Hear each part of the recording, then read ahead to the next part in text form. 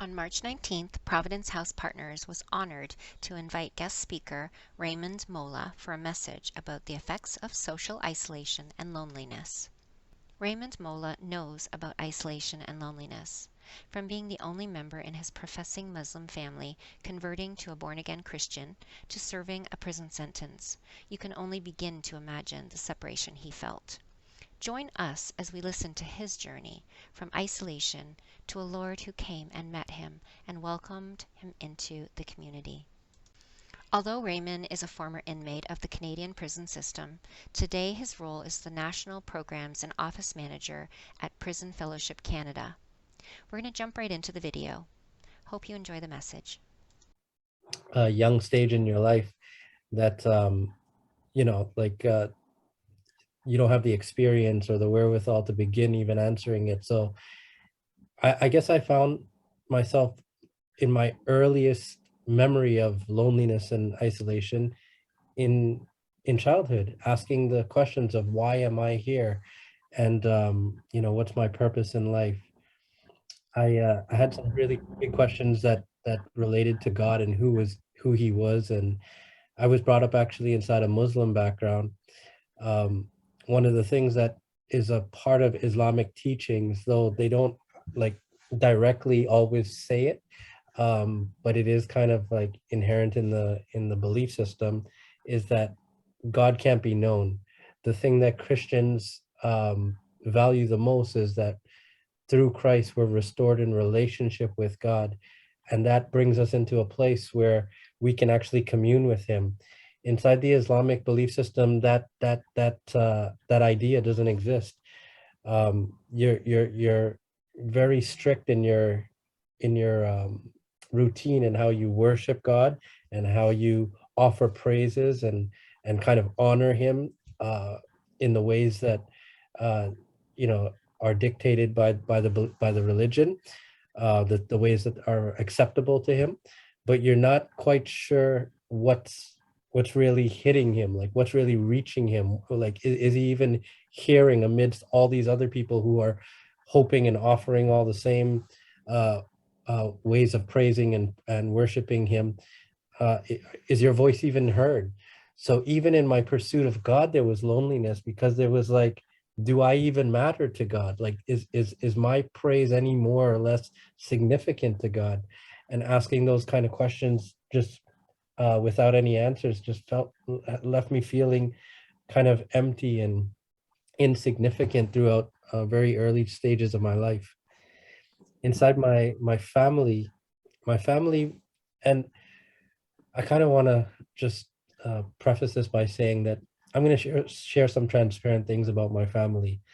And I know that in the past I've shared these unthinkingly, and sometimes it leaves a negative impression on the listeners about my family life. And I certainly don't want to paint that picture. I now view like the struggle of my upbringing as something that, like most families struggle with, the unpreparedness of parenthood and stuff like that. So if I'm sharing some things just to particularly highlight some difficult things for myself, like I totally love and respect my parents. I have a really good relationship with them now, more so than when I was younger. And I just wanted to say that before I get into some of the thickness of the things that I'll be talking about. But inside my childhood, one of the things that was inherent inside my culture, just as a being brought up with West Indian parents, is that this concept of licks. And I'm sure most of you who have a West Indian background or maybe even African background might be familiar. It's your parents will discipline you in a very specific way. In being brought up in a North American culture, because I was brought up and born in Canada, but my parents were born in South America in Guyana.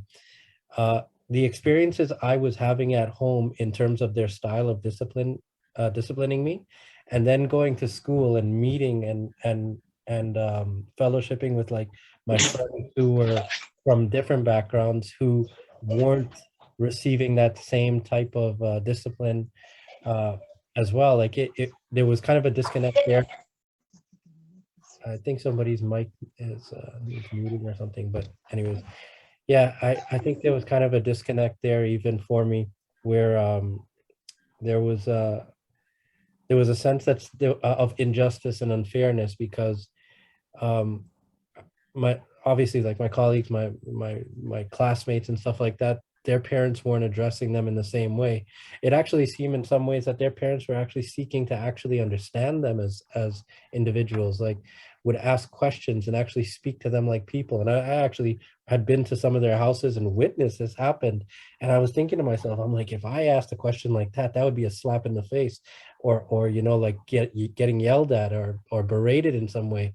So to see this completely different practice inside the lives of other children that I went to school with and stuff like that, that was disheartening for me as well, because then I went home and I was kind of like ticked off at the world that I had this circumstance where my parents didn't seek to understand me and didn't know what I was interested in, and yet would always be pushing me towards things. Like they never took the time to really hear me. So in my family life, even though I was surrounded by people, and I come from a, you know, a mid-sized family. I have an older brother, a younger sister. I'm the middle child. My parents were together, um, you know, so for most of my childhood. So like, and we had a lot of extended family, but even so, I felt alone. I felt like nobody quite understood. Like, and if I ever spoke out about that, if I said, you know, like this isn't how, you know, I get try to defend myself almost like this isn't how other people's families, you know, deal with problems and stuff. My parents just didn't understand that language. Like they just didn't understand how that could happen because that was not their upbringing and their experience. Um, and I think I have a lot more empathy for that. I'm not condoning it either, but I think I have a lot more empathy for that now as an adult looking back, because back then it was just totally, completely like just beyond understanding to me.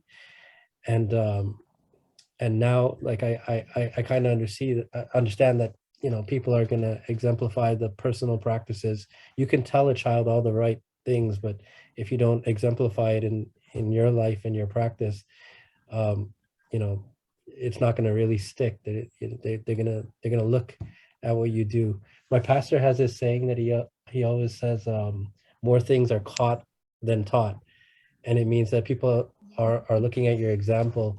And most of the times when I talk to youth today, even like I have a number of people that through the shelters that I work at, or any of those things, and I meet youth who have run away from home and things like that, the number one complaint they have against their parents is, oh, they're hypocrites. They say one thing and they do another thing. And that leads to a certain sense of isolation as well, that you know, like these demands are being placed upon you where you don't feel are authentically even being lived out in the person demanding it. And I think that was totally what I struggled with as a young person as well. So in my life, sorry, my family life, I felt very alone. And then that isolation kind of snowballed into the type of company where I did seek out um, friendship and stuff like that. And that was, for me, it turned out to be criminal company. Like I found sort of a wayward kind of acceptance from my friends in doing criminal activity. What I mean is, like, I had these kids, you know, friends of mine that I went to school with, and there was a convenience store that they dropped us off after school, right, like right on the corner of. And I one day went inside there, and I can't remember what motivated the first time that I ever did it, but we ended up shoplifting from the store. I'd come out with more chocolate bars than anybody inside that went in. Whereas they were coming out with one or two and excited about that, I had every pocket full and like so much. So I was giving to everybody after school, and they went back and told other people at school what I did, and like other kids, and all of a sudden I got this reputation for being like a master thief. And as twisted and perverse as that is, like to get a reputation for doing something so crooked, it meant so much to me. Like it was so significant because it was like someone seeing something that I was doing and acknowledging it, and even praising me for it. And I didn't realize how much that's something that I needed, that I wanted in life, that to be recognized for something. And obviously because of not feeling like I was getting that at home, not feeling understood, and in life in general. Like I totally just clung to it. Like I began just embodying that identity of a thief. I started going almost every day after school and grabbing a few chocolate bars for the guys. Those guys didn't even have to steal anymore. I would just go in alone and pretty much take the full thing and come out and be handing them out to everybody. And by the time like a year later, I had advanced my operation into sales. So now I actually had been shoplifting from the stores. I had a little briefcase that I had gotten. I can't remember where I got it from, my dad or something. And I had a full cache of products I was selling now, everything from watches to necklaces to sneakers to whatever I was lifting from just about everywhere that I went. If my mom would take me to the doctor's office while I was in the waiting room, I would find something to steal. If I went to the mall with her, she'd be, trying on clothes or doing whatever. I'd be finding something to steal. So this identity, um, I really just took to it, and it became a part of who I was. And this criminal behavior kind of spiraled in my life and got worse throughout the years, until about 23 years old, when I landed myself for my first federal sentence. Um, I had spent time inside provincial jails and been charged even as a youth, throughout all those years of just kind of cycling into this criminal behavior more and more. Um, but this was the first serious charge where, um, at first it was actually it was looking like it could have been a potential life sentence, because it was surrounding an individual and an altercation at a bar, where I ended up stabbing a gentleman 9 times in his chest. And immediately after that happened, the uh, the guy was initially, um, declared dead on the scene, and so they were charging me with second-degree murder. And while I was still in custody, they had, because it was the weekend, they had placed him inside a drug-induced coma in the hospital, and by the grace of God, he woke up. And because of that, they dropped the charge from a second degree, because they couldn't charge me with a murder now, to aggravated assault with a weapon. And it's partially because of that grace of God that this guy survived, that I'm even available here in this office to be able to share anything with you today. I could be, and the last decade of my life could have been spent incarcerated in a federal facility, with no hope of a future, with no, you know, um, not getting to learn and become a lot of who I've learned and become inside the last few years of my life. Um, but I still ended up doing federal time, and I spent 2 years, which was the bare minimum for a federal sentence, inside a federal prison here in Ontario. And during that time, I encountered a different type of isolation and loneliness that I never wish upon even enemies. Prison is such a, like, I'm sure you see movies and you have perceptions about prison, but the real struggles of prisoners, like, it's hard to put into words. I remember feeling like life stops for you, but you're still alive to watch everybody else's life still carry on.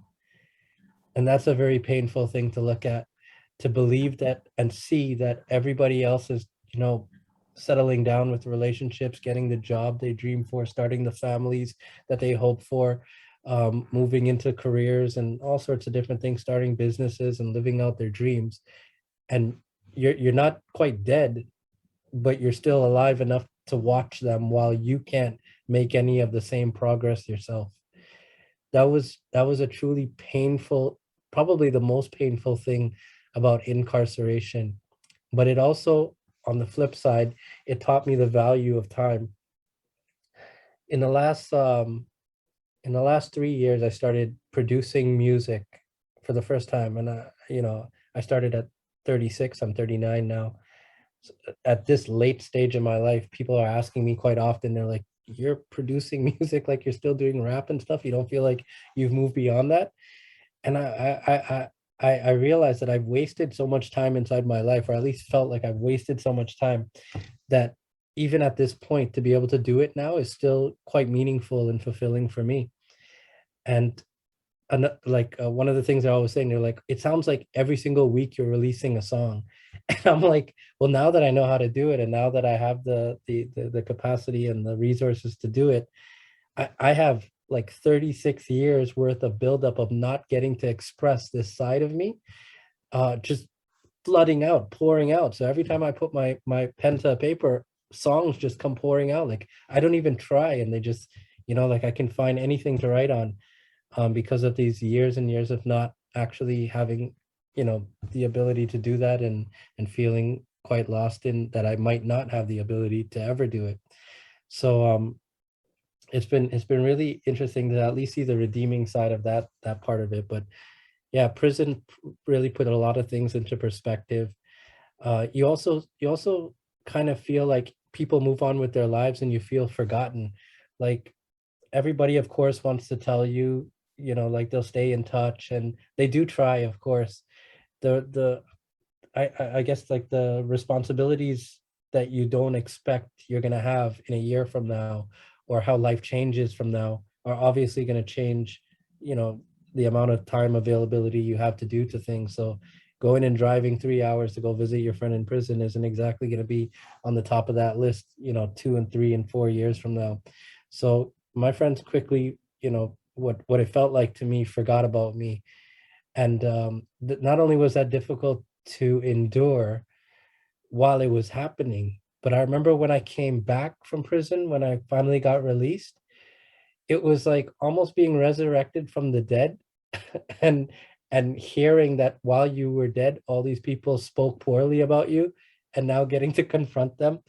And it is really not a pleasant experience. It was like I I like everybody was trying to be friendly, like they were excited and celebrating that I was back. But for me, I was thinking of it like, you pretty much forgot about me for the last 2 years. You didn't write, you didn't reply to my letters, you didn't, like you didn't come to visit, and now everybody's acting like we're friends. So it was really quite heartbreaking. It was probably one of the most difficult things.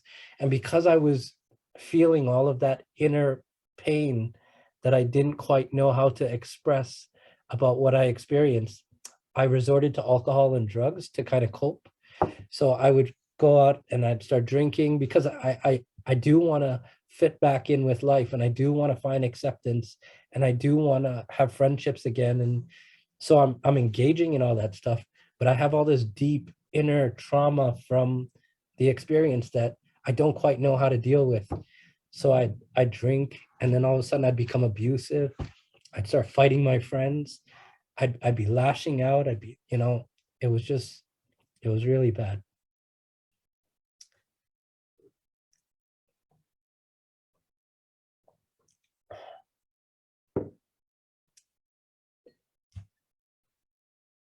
It got to the point, about 5 years after I got released from prison, where I got myself into a situation, altercation with someone, and I was at such a low place in my life, with my family, with my friends, with my own sense of purpose, that I just I I was contemplating actually taking the life of someone else because of an altercation that happened. One night I got jumped for what felt to me like was for absolutely no reason. I hadn't done anything wrong. And if life was going to be so what felt meaningless and um, insignificant, that these things were just happening, haphazardly, that there was no creator behind it, that there was no purpose in it, then why don't I just take control of life and do whatever the heck I feel like doing? That was the thought I was having. And so I was acquiring a firearm, and I was planning on taking this guy's life and kind of like as an act of revenge for him attacking me, because I just felt like I almost had given up on life. But I remembered back this time when I was awaiting my sentencing, when I when I was charged when I was 23. And I remember I was introduced to this Christian church, and it was the first time in my life that I had ever heard about the teaching of original sin. And I remember the pastor was saying that we're not sinners because of the individual things that we do that are sinful. So, like, you don't become a sinner when you swear, or you don't become a sinner because you steal. He said that we were all born with this nature because Adam sinned, that we have already inherited his sinful disposition, his broken relationship from God. And because of that, when we steal or we swear or we get angry with someone, or we murder, or we do any of these things, it's because that's sin living in us. That's us acting upon the sin that already resides in us. And when I heard that, I remember that was kind of earth-shattering for me. Like, that was revolutionary, because inside the Islamic belief that I had been brought up in, from my youth, they still teach about the Adam and Eve narrative, but they don't talk about original sin in the way that Christian beliefs do. They just said, oh, Adam and Eve ate from this fruit they weren't supposed to, and God forgave them, and the story goes on. So that means that if you believe that interpretation of it, then the reason why you sin is always because, or when you sin, is that's what makes you a sinner. It isn't that there's something inherent in your nature that rebels against God. There's something in you that's broken, that desires things that are contrary to the will of God. So from I realized that most of the misunderstanding I had about my purpose and life and my interpretation of it, and even the actions of my parents and stuff like that, were on account of what I was learning in Christianity about the fall of, like, what's called the original sin, the fall of man, and not because of the individual actions of what I was doing. So, like, I know I'm kind of like almost rushing through this, and not intentionally. This is such a huge thing that just original sin alone and the implications on humanity, I could spend the whole hour unpacking that alone, but I don't want to get too bogged down on this. But all of a sudden it began to make sense of things like when Jesus was saying that you needed to be born again, he was talking about, yeah, you've been born into this life with this sinful disposition, and there's a disposition that I've come to give you, a spiritual one that is reconciled to God, one that does desire the things that God desires, one where he places those very desires in your heart. That is a completely different way of living out your life and your faith, and um, in the, and just your purpose in this life. Um, so as I was learning about that, I remember it kind of stuck in the back of my mind, but I hadn't fully, like, processed what that meant. But when I came up to this altercation where I was thinking of taking this guy's life, the thing that actually stopped me from acting on that was remembering what that pastor said years before. And I remember thinking, because when I was considering, carrying out this murder, really, I called up a friend of mine who was the one who was getting the gun for me, and he knew that if I was going to go to this extreme and to be this serious and to carry out a murder, not only must it have been something like devastating that happened to me, but he knew I wasn't like someone who haphazardly did stuff like that. So he started asking these questions, and he's like, let's say you do get caught and you end up in prison, you're going to be wondering for the rest of your life, like, why that guy attacked you. Why don't you at least just compose yourself and ask him the question, so that you at least have a sense of closure, whether or not you carry this thing out. Like, at least you'll know, talk to him, communicate, and figure out what it is that happened there. And I remember that I was always so ticked off at people's lack of communication with me, like, that I felt so misunderstood, that was the thing that actually propelled me to take his advice. And I'm like, okay, yeah, you're kind of right. Let me find out if what happened there. And when I called him, I was even more insulted because he added insult to injury by telling me that there was no real reason why he did it. Like, he was almost laughing. And he had no idea what I was planning. He had no idea what was in motion for his life. And he's on the other line there, like, laughing at me, just completely pouring fuel on the fire of what was going to happen.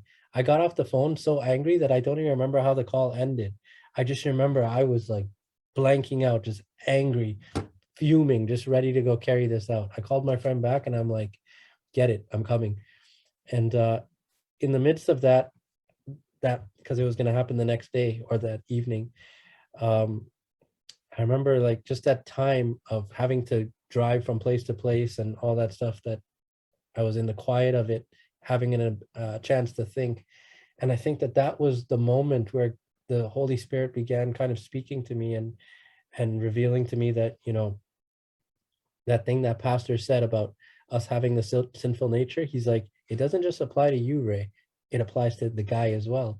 And I started to see it in the guy's life, that here's this guy who's so angry with me, hates me, is happy and almost like perversely joyful that he attacked me, and for no reason. He had no reason. He didn't say that I did anything to him, which was my initial assumption, that I didn't do anything wrong to him, which is why I was so ticked at it. And that he was quite happy that he carried it out anyways. He had no remorse or anything. And for the first time, I not only saw sin in my own life, but I saw it in this other guy's life. I realized that I battle with two major broken conceptions that throughout the course of my life I actually was reconciling. If I could kind of like paint it in a diagram, let's say this is the standard. This is the middle ground in which all of us in reality actually live upon. Every single one of you here on on this call and in this world are my equals in terms of, you are created in the image of God. You are loved by God in the same degree and capacity that I am loved by God. You embody all of the fullness of the gifts of that He has planted in you, just to the same degree and extent that I do. Like we are on this equal plane. We're not valued any more or less than each other. We're all on this equal plane. The two things, and it's quite funny that they are these two things, is that I actually saw myself, because of my personal struggle and my misunderstanding of my own sinful disposition, as less than the standard. In my eyes, I was actually lower than everybody else. And even if I could get to the standard, I also realized that I was lifting up people as far higher than the standard. That even if I could make the standard, they were still better than me. And I guess throughout my life's experience, there was two things God was reconciling. Because when I went to prison, I realized the prison is actually filled with people who are CEOs, who are, you know, like your accountant, your cashier at the place you bought your coffee today. Like they were such normal people, such everyday regular people, that I began seeing that, you know what, all these other people are actually down, that I've been holding up so high, are actually on that same standard as well. But also that I'm up on the same standard as well. So these two reconciling things were happening throughout my life that were like changing the way that I was viewing myself and my life throughout the course of my life, and helping me through the reconciling of those two belief systems, those two worldviews, in overcoming a lot of the inner isolation and loneliness that I struggled with, as well as understanding other people's loneliness and isolation as well. Uh, I didn't end up carrying out that act, and actually, just at the at beginning to perceive and understanding, and these things were in very seed-like form. They hadn't fully blossomed yet. I didn't get the full breadth of it, but I was beginning to. I didn't carry out that act, and I actually called up the people who had invited me to the church like almost 7 years now before, when I got charged. And I said, you know what? I think I want to start coming back to that church again. I think that there's more I need to learn. And I ended up going to the church back and having this incredible, overwhelming experience with the Holy Spirit, not at the church, but after I left the church, where it was like the Holy Spirit followed me home, is the best way to put it. He just started speaking to me through music, through, like, even if there was no music or sound around, I could just hear his voice. And there was something reconciling that happened that night that went off like a light switch, where this relationship with God just began. It just, there was no asking, there was no, it just began. And I was approaching my 30th birthday, I remember, and I was thinking I was insane, because like I'd never experienced this. This is something that for 30 years I've been longing, asking people questions about, trying to understand myself. And now in an instance, it just happened, and I couldn't explain why it was happening. Was something wrong with me? Was my first place I went, just like I normally would. Like, am I hearing voices? Have I developed a mental illness? I'm asking myself all kinds of weird questions. Also, because I had a brother who was diagnosed with schizophrenia when he was 19, and I was wondering if was it hereditary? Is this voice really God that I'm hearing from? But he spoke with such compassion and such love, such grace, such acceptance in knowing all of who I was, and yet still considering someone like me that he would talk to. It just, it was overwhelming to say the least. And it's taken years, and it's still taking time even up to now. It's been 9 years I've been in the faith of learning to grow in this relationship with him. But it was a that was my first encounter with him. And I remember, just like as I like a lot of people would think that, oh, the story goes on to be very beautiful now and it's a ending, happy ever after story, and it is, but it also isn't. Like it's had its throughout the journey. I remember coming from like now, because of what I was learning about Christianity, because I was associating this experience that I had directly with the Christian beliefs.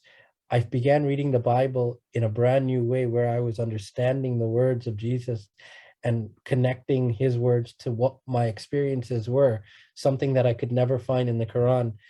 And realizing that this is exactly what he kept telling us that he came for. Like, he kept telling his disciples, they didn't understand what he was saying because they didn't have the experience yet, but this is what he kept talking about. His words were about these spiritual realities and this relationship and this purpose that he came to accomplish, and what it was going to, how it was going to change things forever. And so I spent a lot of time trying to learn about it, and just had my head down in the Bible. And obviously, because all the people in my community weren't exactly talking about this kind of experience, like they weren't people going around saying, "Oh yeah, I heard from God this morning" and stuff like that, the way that I was talking about it. That was a different kind of loneliness now I started to experience. I was living back at home at the time. I had to move back home shortly and I was living with my mom again, and that was in a completely Muslim environment with my mom, my sister, and my brother. So I couldn't even share this with them. So again, I was feeling like, like isolated in that I couldn't have anybody to talk to about this. But this is one of the times in my life where I did not have to answer this question alone. I remember I was sitting on the curb of Tim Hortons, actually, in my neighborhood, and just almost in tears, because I was like, God, after all these years, you finally come to me. I've been asking you since I was a child to know who you are and to hear from you. And I finally do. And now that I hear from you, I'm the only one. Like, that's almost how, obviously, I'm not the only one, but that's what it felt like. I'm like, how could you do this to me? Now nobody's not going to believe me. What am I just supposed to hear from you and experience this beautiful relationship, and just it's me and you by ourselves? And as I was saying that, this kid, he lives in our neighborhood. He's about 5 years younger than me. And I've seen him. Someone had tried to connect us for music, a music endeavor, like years before, but it never got off the ground. And he comes walking by. He's always just hanging out, smoking a cigarette by himself inside the parking lot. I have my head down when he comes over, because I'm sitting on the curb and he's almost standing over me. And I don't want him to see that, there's tears in my eyes as I'm trying to figure this stuff out. And I remember, as I was sitting there, just feeling like so alone in this world, he just said, God, he told me, what was it? Something about God is with you. And I was like, I looked up, because just his mention of God, I was like, why would he say that? Of all the things he could say, why would he say that? I was like, are you Christian? He's like, yeah, man, my family's been Christian. Like, we're born again. And yeah, man. I was like, this is gonna sound weird, but I recently started like hearing from God, and I don't know what to do with this. Like, I don't know why he's speaking to me. I don't know what he wants from me. I don't know what I'm supposed to do with this. And nobody seems to believe this or whatever. He's like, I believe you. I hear from him too. I was just like blown away. Like, I didn't know there was a community out there of people who were like hearing from the Lord like this. And so God showed me how he just sent this random guy who just hangs outside this parking lot. He's a young kid, and that God would speak to him. But in that reconciling thing I was talking about, of thinking that people are better than me and I'm worse than other people, I mean, think about the the perceptions that God was trying to break off of my life of what a person who speaks by the Spirit of God looks like. This kid smokes. He walked over and he was smoking a cigarette in the parking lot and telling me that God speak to him. Like, in all the religiosity that I've been brought up with as a Muslim, God doesn't speak to people like that. God doesn't speak to certain people groups like that. That's the type of perception I had. And here God is using the very individuals to come and affirm me out of this feeling of isolation that, oh no, I have a community out there. They're just not the community you've been looking for. You know, you've had a grid that you've been looking for them in a certain way. They have to dress a certain way or talk a certain way, act a certain way before you believe they're from me. Let me show you the kind of people I use. And it was so amazing. But I realized I am one of those people. And what God was really preparing me for was to go to people just like me, to go and let them know that there is a God who not only sees you, who knows you, and who can be known by you, who you can experience as well, you can hear from. And you don't have to believe that's insane. That's the very purpose you're here on this earth. The God created you for fellowship, you and I, and everything that we do inside this life. He came and died on the cross to welcome us into that relationship that was broken from when Adam sinned, so that we could continue on now going through our life knowing that even if at times, and it happens even now because there's so much that I can find myself pursuing, that there's not a lot of people who want to come along with me and do, God is still with me in it. I remember when I started even in prison ministry, I was attending a church of about 500 people. And I used to tell people all the time, I'm like, God really has laid on my heart prisoners. And I don't know why. I just want to go and find a way to connect them. And the idea of going and reaching out to prisoners was kind of like, people knew they were supposed to do it as Christians, but everybody, it was kind of like an area of uncertainty. Like, there's a lot of scary things there. They're not quite sure, how to do it, or if they'd be accepted, or if they should do it. And I ended up just saying, you know what, I'm not going to wait for anybody to do this with me. I'm just going to go. And I went to a prison waiting room, and I used to sit there inside the visitor waiting room and just talk to families when they came in. Because of my prison experience and stuff like that, I obviously had a lot of information about what the process is like, and could help to give comfort to the families, to help them know what their loved ones experience on a day-to-day basis in prison, and what they have access to and what they don't, and all those types of things, so that they walked out with a lot more information than they walked in with, and that gave them a sense of peace. And I remembered, like, when I was in prison, even though I was going through my own personal struggle, my mom, my sister used to come and want to visit me, and they would leave the prison like more distraught than me, who was actually incarcerated. And it was mostly because of all the unknowns. They didn't know, were you getting 3 square meals a day? Like, are they feeding you in there? Are you safe? Are you, like, all these things, and nobody's able to tell them. So to be able to sit with those families and share with them, and let them know what a day inside prison is actually like for a prisoner, it gave them a real sense of comfort, and they walked away, and I could see the fruit of my ministry immediately. And so I continued to do it, and lo and behold, God took me out of that lonely soul endeavor that I was doing, and brought me into community where I actually am employed full time now by a national ministry whose job seeks to go and equip the local churches to go and do prison ministry. Like, it's just so ridiculous how all the things that I found that I struggled with in my loneliness and isolation have actually produced an understanding inside of me for how God intends to meet the needs of others who are also struggling with those things. So I I mean, I want to encourage all of you who took the time to attend the call today, that there's things that I think that God will not withhold us from experiencing in life, and not all of them are pleasant, but all of them do have meaning. Every single one of your sufferings has purpose. It's one of the reasons the apostle writes to count it all joy when you encounter various trials, knowing that these things produce inside of you something that is going to be so helpful to your faith and the purpose for which you're called. The purpose in this temporary time that we have here on earth, to serve a greater purpose and one that an eternal purpose, something that's going to last forever and ever in the life to come. Um, I also want to encourage you, if you feel like there's something right now that you're encountering inside your personal life where you feel isolated, um, or just you don't know who to talk to.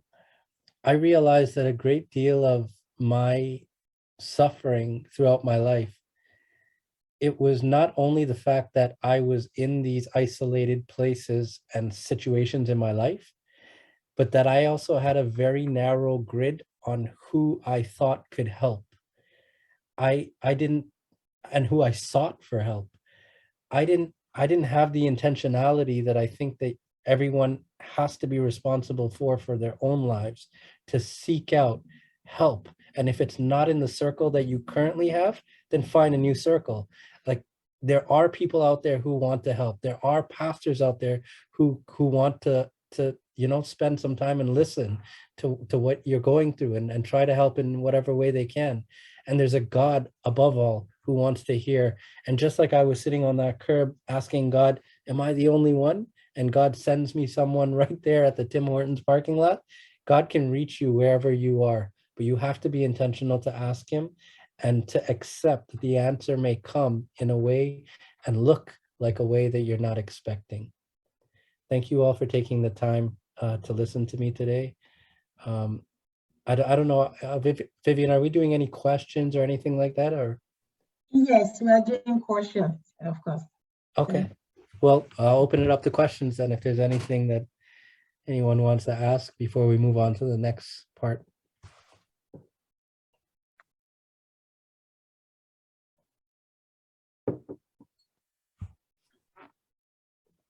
Okay, Vivian, over to you. All right, so okay, I'll take Christine will take over. If you have any question, just throw it. This is amazing, amazing. I'm just transferring. I have like 2 or 3 pages writing, making notes already. So amazing. I know it's mostly for the youth, but God, there's so many things we can learn as an adult as well. Amazing testimony. God bless you. So let's leave the floor for questions, please. Ask questions. Raymond is here for us today. And just remember that if any of you are asking questions, you might be on mute. All right. Okay. All right. And feel free to just put it in the chat too if you don't want to say it out loud. That's okay.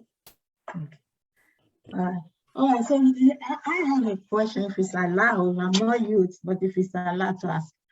All right. Christine, am I allowed to ask? Of course. Okay. All right.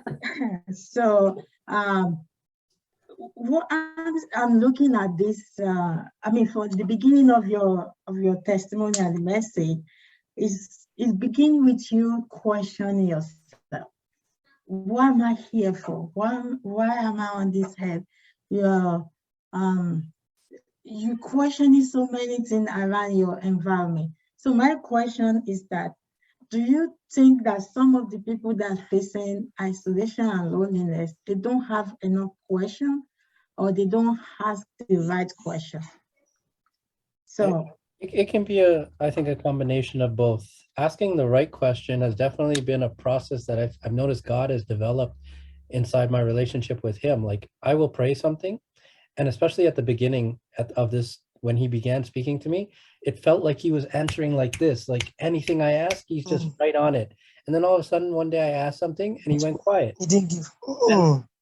And that challenged me. I was like, why did he stop? Like, why isn't he answering as quickly as he does? And it moved me to actually ask him a different question instead, because I realized in all of my questions that there are assumptions. I was assuming something already. And so I removed the assumption and re-asked the question in a different way, and the answer came. So sometimes it's about reframing that, and that is a part of our spiritual growth in our relationship with God, that God is trying to nurture us to not only change the way we're viewing our problem, but through asking new questions about our problems.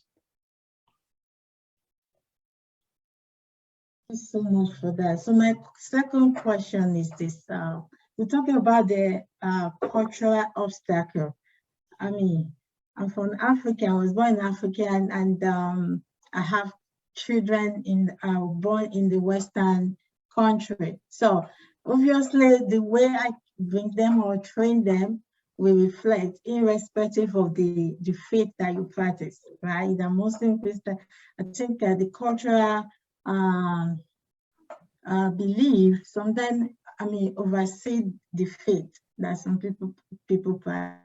So I I see that in so many immigrant families, and so many of the youth experience what you went through. That's what they practicing or what happened in their home doesn't correspond with how things happen in the school with the friends at school. So what do you propose that they can't do in this kind of situation? It's a little bit of a complicated question because you first have to have a very good understanding of what is actually cultural versus what our responsibility as a Christian is. I think that a lot of the injustice and stuff like that that I was claiming in my youth, um, even when I look back now, a lot of it was rightly placed. I just didn't want to accept responsibility for it, and that was a part of my own growing as well, right? Um, there are things that God is moving within the culture, and He did that right from the early church. Among the, you had the Greek culture, and you had the Gentiles, and the very different practices throughout the Gentile regions that didn't adhere to Jewish custom, and yet God was finding a way to reach them. But when the apostle admonishes them, he admonishes them in the things that I like to call them primary, and the secondary matters were things that were things that could be open to a cultural interpretation of them. So we have to, it asks, the question begs a bigger question of us, first of all, that we first of all, first and foremost, understand what is primary to our faith, what are the things that are non-compromisable, that they are, and then whether or not the thing we're taking issue with is a primary thing, or is it a secondary thing, something that could be open to cultural expression. Does that make sense? Thank you very much. I don't know if this is completely related, but it came to my head. They say that, listening to, different type of music could interfere with your relationship with God. And I wanted to see if you think the same. I personally, it's hard for me as an artist. I'm a musician. Yeah, to too, so that's why across the board accept that, because obviously, like, just like how God spoke to me in the offense of sending a guy who's smoking a cigarette to come and minister to me, I've had songs that are considered secular that even if the artist's intention was secular, God used and speak through it. I'll give you an example. The morning, like, there's so much I want to share with you guys, but I'd be sharing for hours. But the morning I came to faith, when I was hearing from God's voice, one of the ways He spoke to me was actually through the alarm clock radio. The night before was Halloween night, October 31st in 2012. And there was this caller who called into the radio and had went out to a Halloween costume party the night before. Her husband was dressed up as Batman. And at some point in the evening, she ran up to Batman and kissed him on the mouth.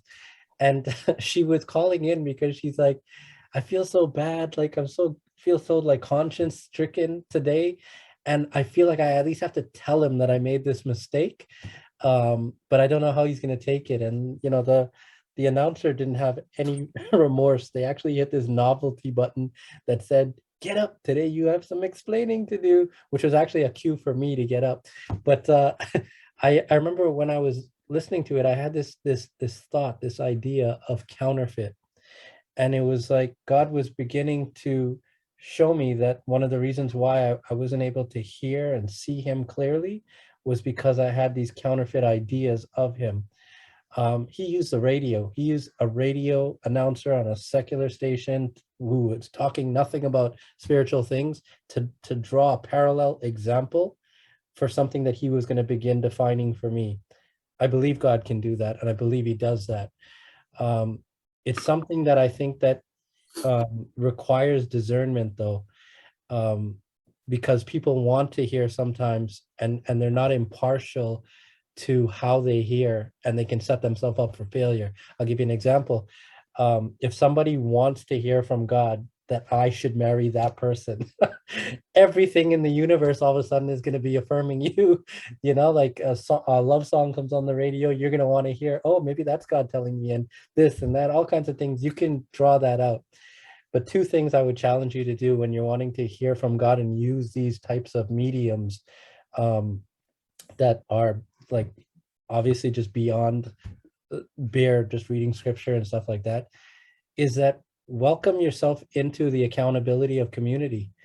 Have brothers and sisters that you're telling what you're thinking and how you're interpreting things, who will pray with you through it, who will seek God with you for it in the things that you believe you're hearing, and who you are welcoming to challenge you in it, that to say to you that, you know, I really don't believe that this is from the Lord for you, and those types of things. And if you develop those kinds of bonds, that's actually what I find that God is actually trying to do, both through the things that he's leading us towards and the things he's trying to keep us from.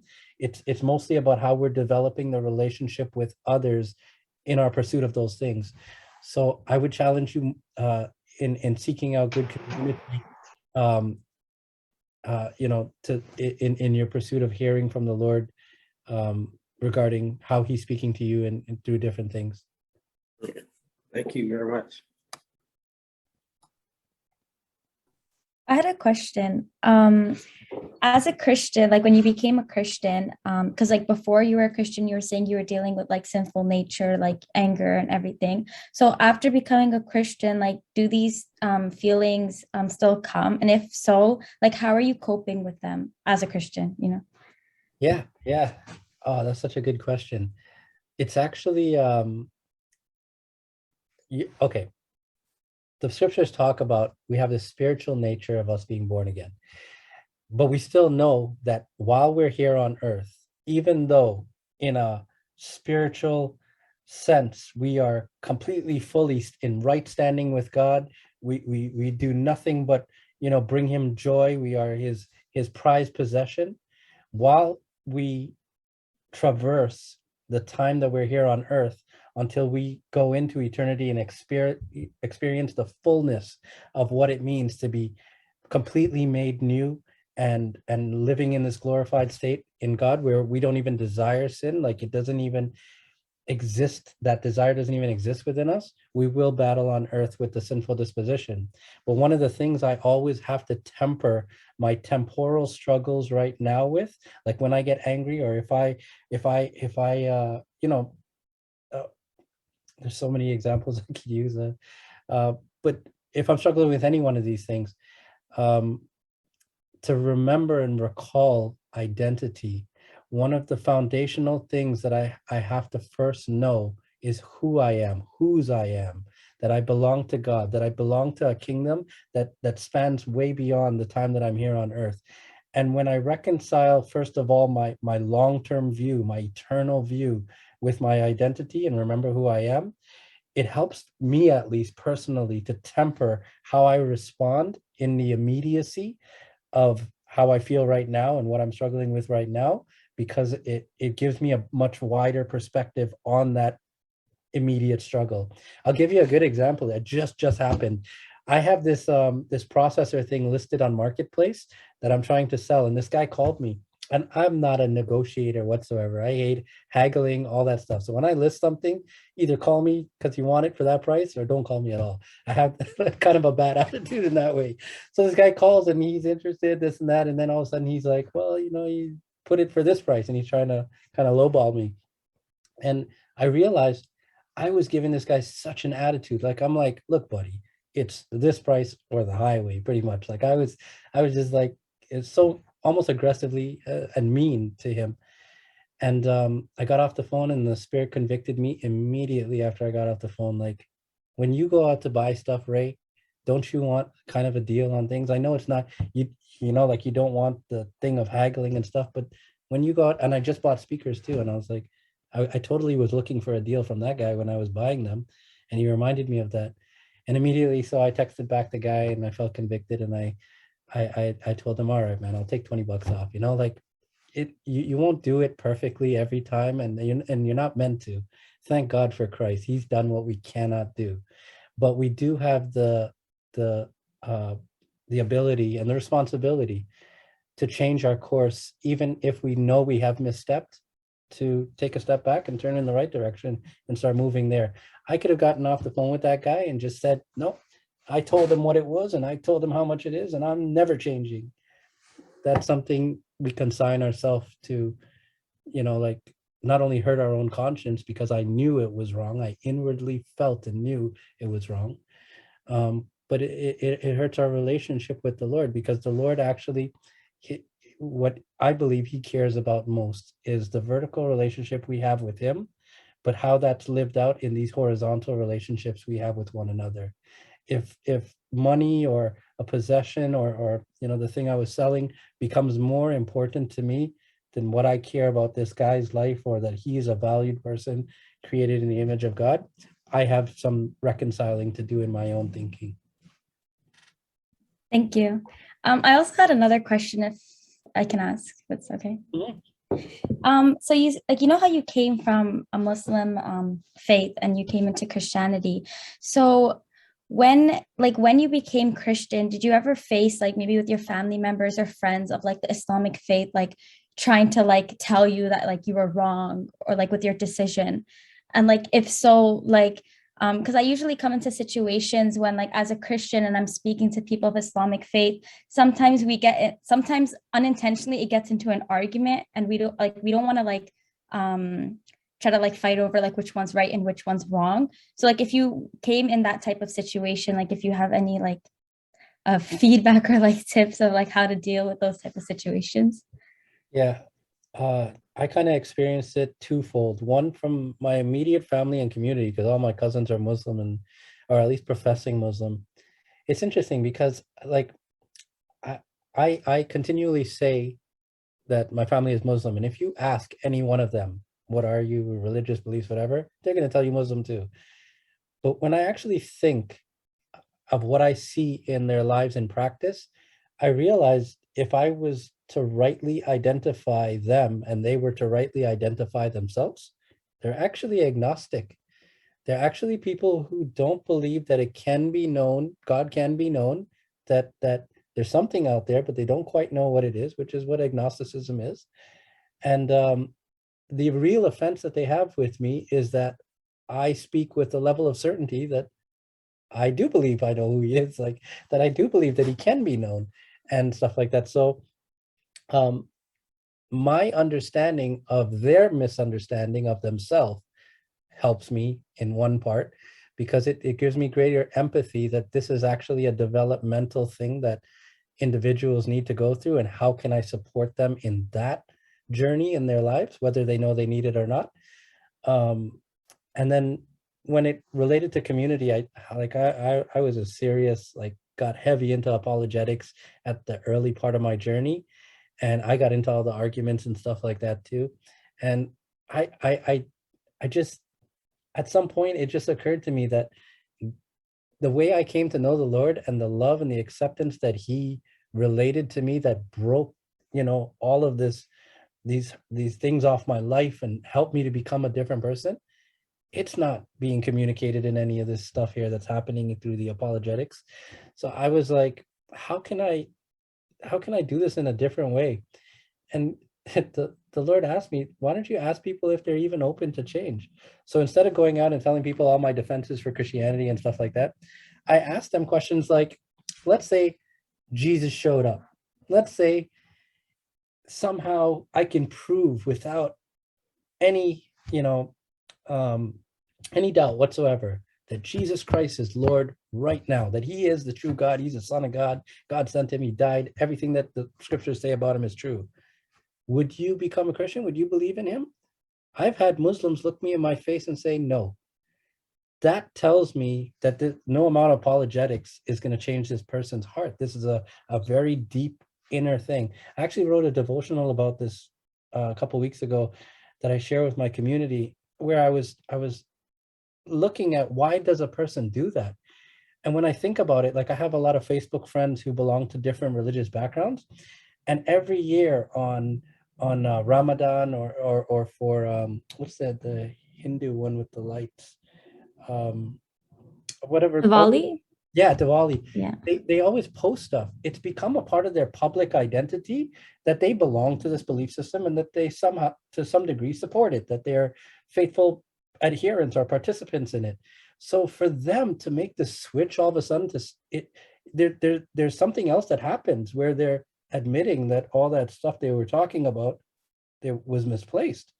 That's a deeper struggle that people are actually going through when they're making this transition, that we have to be more mindful in how we're ministering to that, because you don't go, stepping blankly off the edge of a cliff not knowing where you're going to land.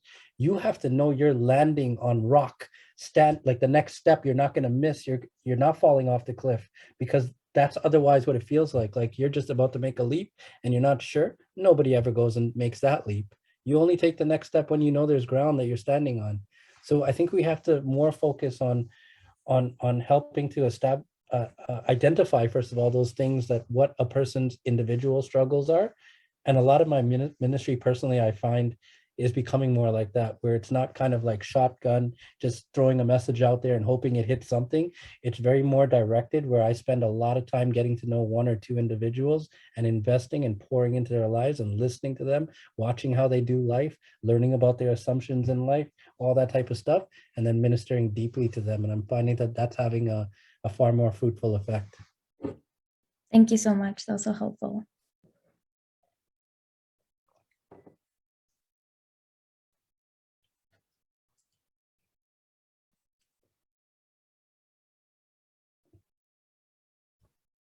Vivian? Anyone else have any questions for Raymond? So much wisdom. This is not just for you. I am taking so much away from all of this too. Okay, so I think we would probably want to move on. Thank you so much. That was such an incredible journey that you shared with us today. And just I'm sure it's so condensed, but just to have been, like seeing into a window of that journey is quite a privilege. And you obviously have so much that you still have to share, and we hope that you will be able to join us again and share even more. So thank you. And I want to just move on to the activities. I'm sure everyone's excited to be taking part in the activities. So I want to introduce Salome. She's active in her community in volunteering in leadership roles in many clubs at her school. And she's been with Providence House Partners for the past year. So I'd like to hand it over to you now, Salome.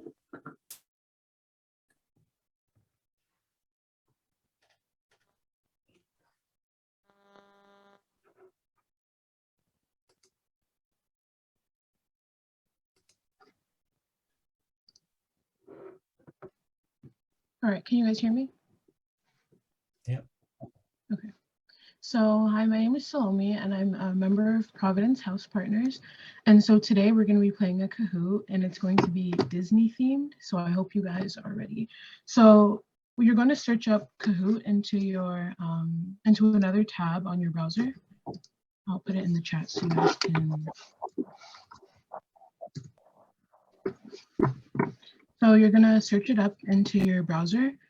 And then it's going to make you put in a code. And once I start sharing my screen, you just copy the code into it, and then you put a nickname, and then we can start playing.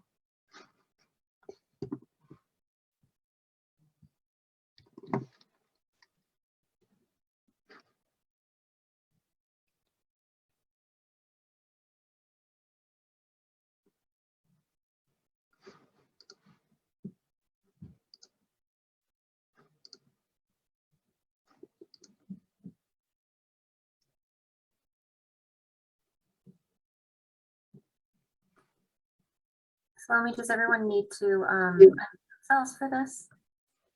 Whoever's going to be part in this? Pardon? Does everyone need to unmute themselves? It's going to take part Oh in the. no, you can stay muted.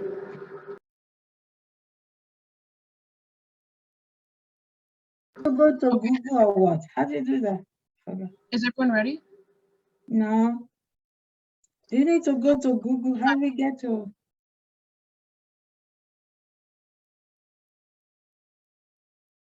Alright. Okay, I'm gonna share my screen and you guys just put in the code and then put in a nickname and then I can press play. Okay.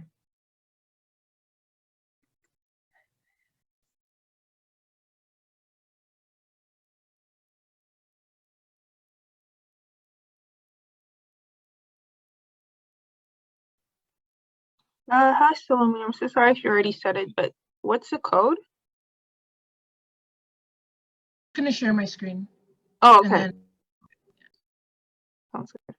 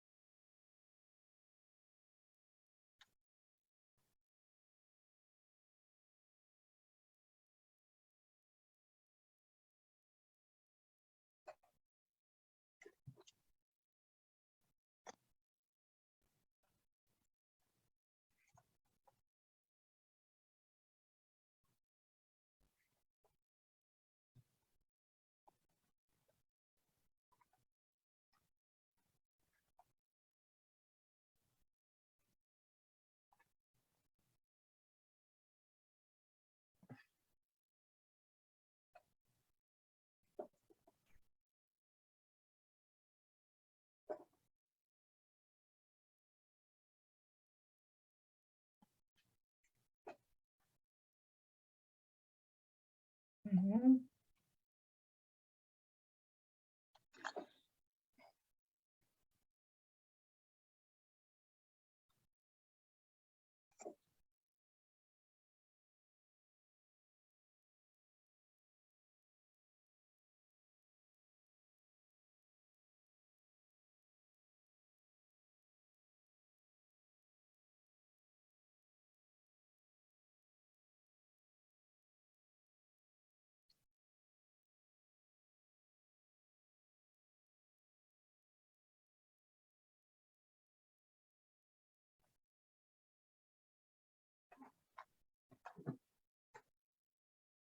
All right, so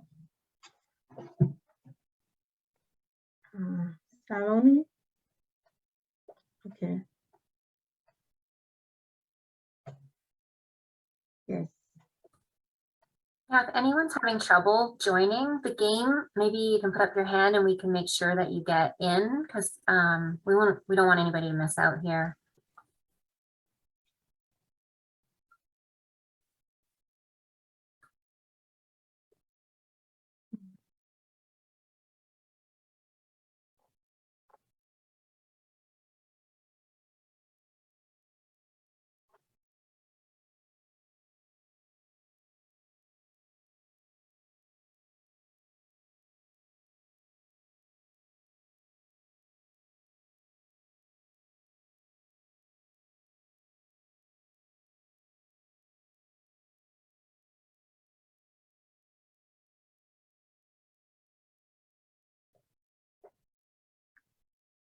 Mhm.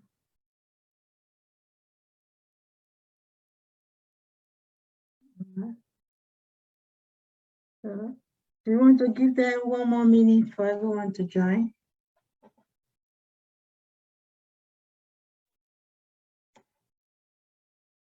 Salome?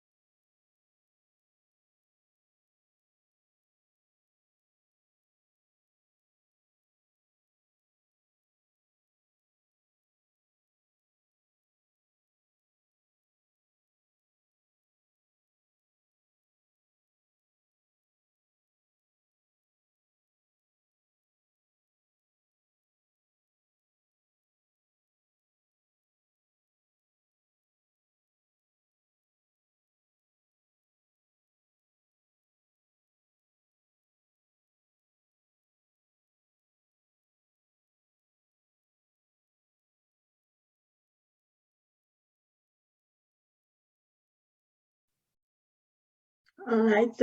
I just want to let you know there's a prize for everyone today. For those one that the first three, the highest score, there's a gift card of $45, $35, and $20 card. So wish you good luck. Actually, I mean, let me correct that. It is a $50 gift card, And a $30 gift card, and a $20 gift card. oh, okay. All At the right. end, I will tell you what gift cards it is. Okay, all right. Just to let you know, there's a gift for everyone. I mean, there's a prize for people, for the participant that got the highest score also. So, before you say you're having problem. No, I think I was just responding to Jennifer to see if I could help, but I think she left already. Mhm.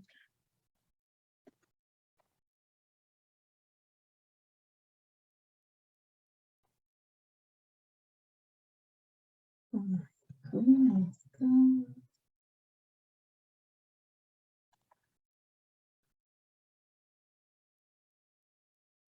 Mm.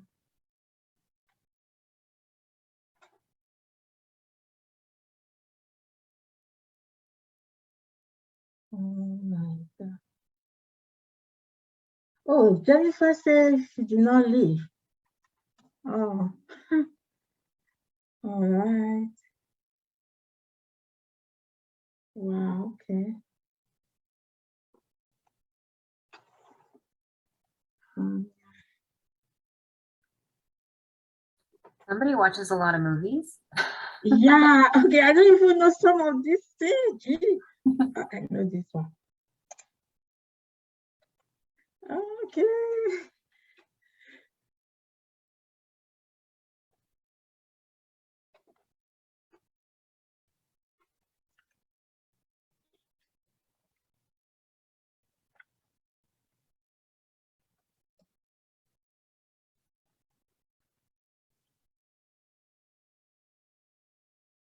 Oh my God. So, ah, oh my gosh. Jennifer said she knows the answer to all this, but she did not register. Wow. It's not too late.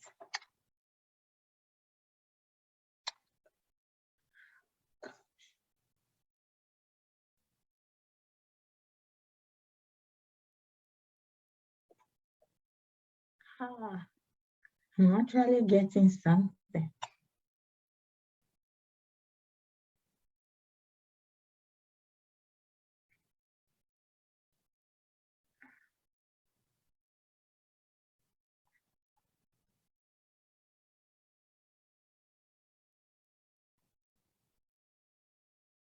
Thank you, Favor.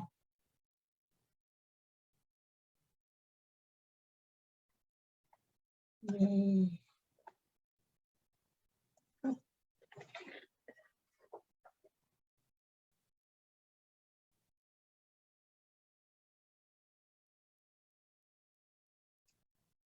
Oh my goodness.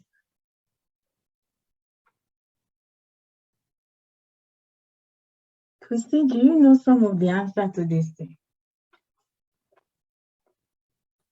Some.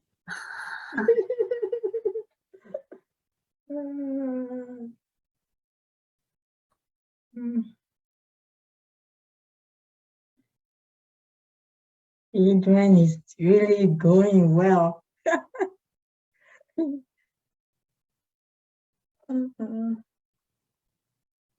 No.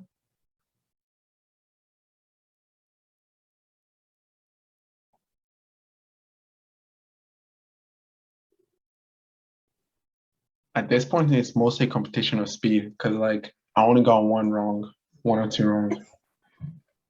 Oh, it's competition of speed. Okay. Yeah. So like speed counts in this. Speed oh, okay. It's good to know. Ooh, yeah.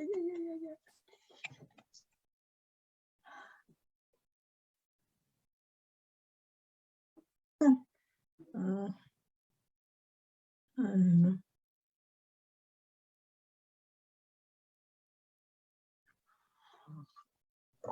But Ma, I need to get you to watch more Disney movies. I have to go back to Disney. So, I don't know. Okay. Oh my God.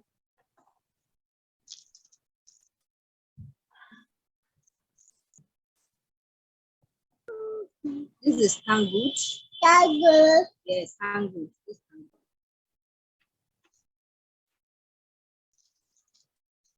tangled.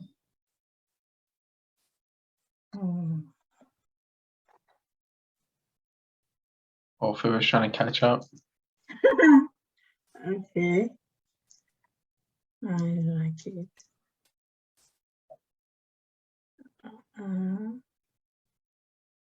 This is mustard.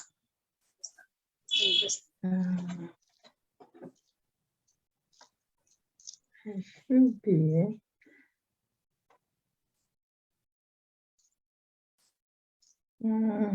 Maybe the adult will do something like this. Is something that I know. That's the game.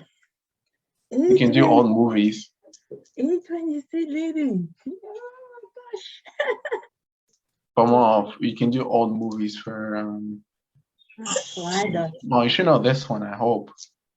Tarzan, this Tarzan. Oh, Right? telling the don't say that. Well, if you don't know this one, like I know it.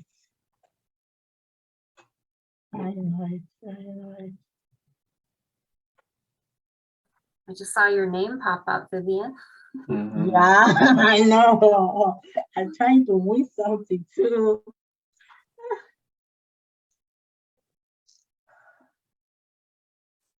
No, I don't know this.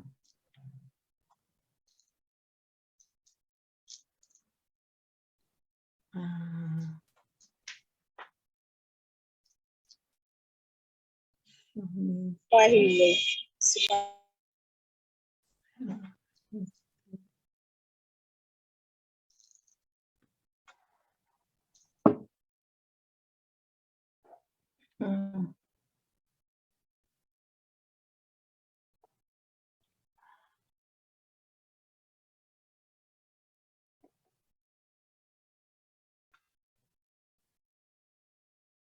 Wow, we're getting there.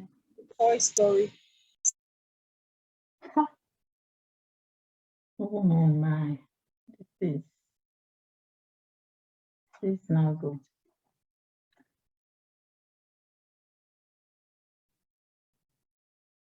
Uh,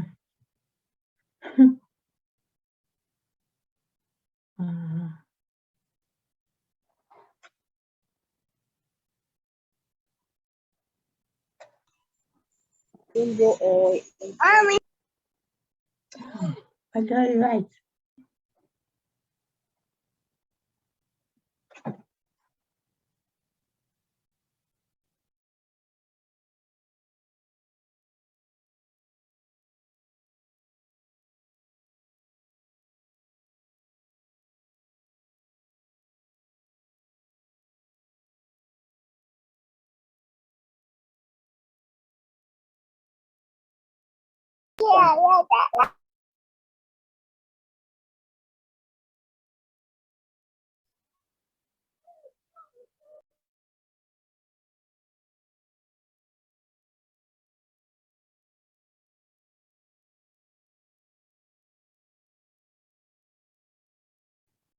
So are you guys doing it good?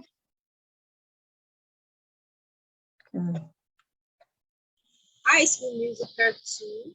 Yes.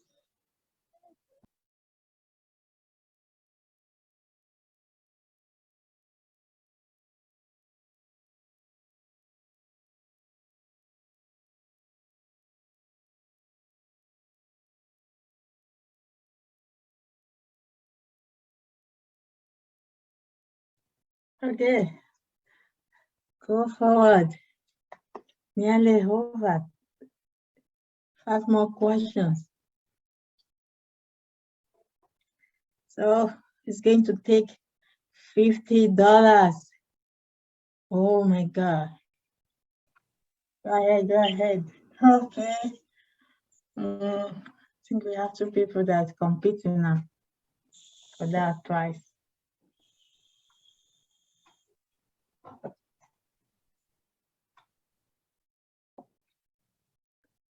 Oh, oh my God. Eva, look forward. Yeah.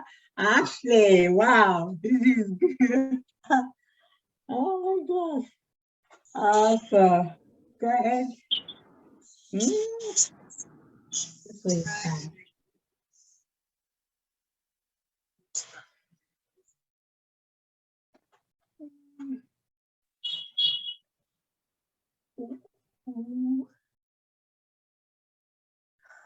Let's go still there. All right. Oh, this one. Beauty Yeah. and Even me know this one. the Beast. Oh, very nice cartoon. The Beauty and the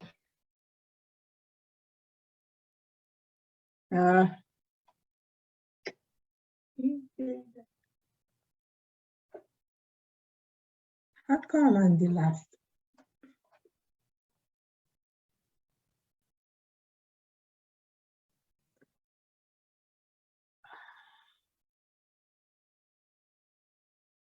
It's kind of obvious.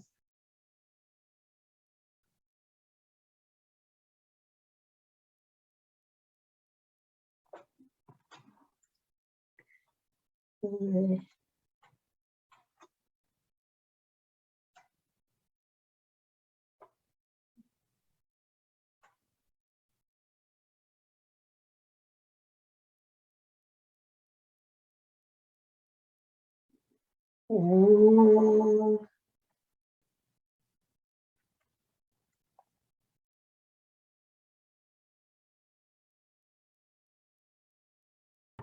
Yeah, I don't know this one. I'm just guessing. Both. Yes. Good.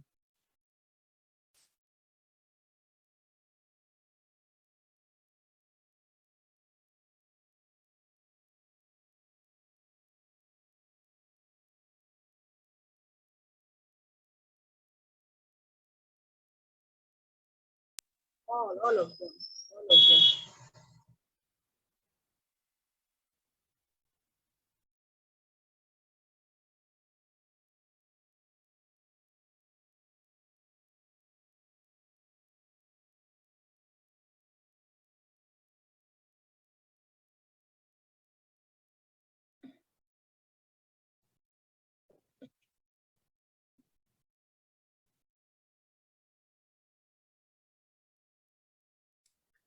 Congratulations to the winner. Ah! Congratulations.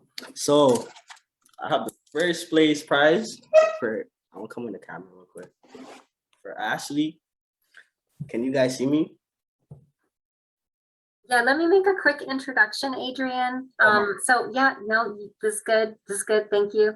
I just want to say, thank you so much. You are volunteering for Providence House Partners in a way that's so important to us with our social media.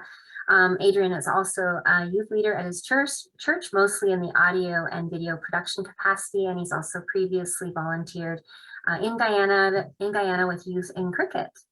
Go for it. Thank you very much. So for the first place, which was Ashley, she won a one for all gift card. She could shop at a lot of stores. So Ashley, after, or you could send me information so I could send this to you. Second place went to Abraham. He won a Cineplex, a Rec Room, and a Palladium gift card for $30. And he's right here, so he can collect it. Then the third place went to me, a McDonald's gift card for $20. And those were the gifts. And so yes, thank you for everyone for participating in the games, and I hope you enjoyed it. I hope the games were nice. I was, sorry, give me a second.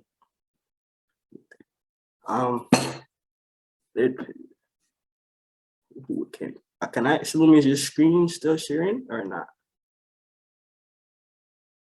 I can see you. Salome, who was fourth? No, it's okay. It's okay. Don't worry about the message I sent to you. It's okay. Okay. Anyway, but yeah, I hope everyone enjoyed the game, and I hope it was a fun experience at this conference. But yeah, back over to.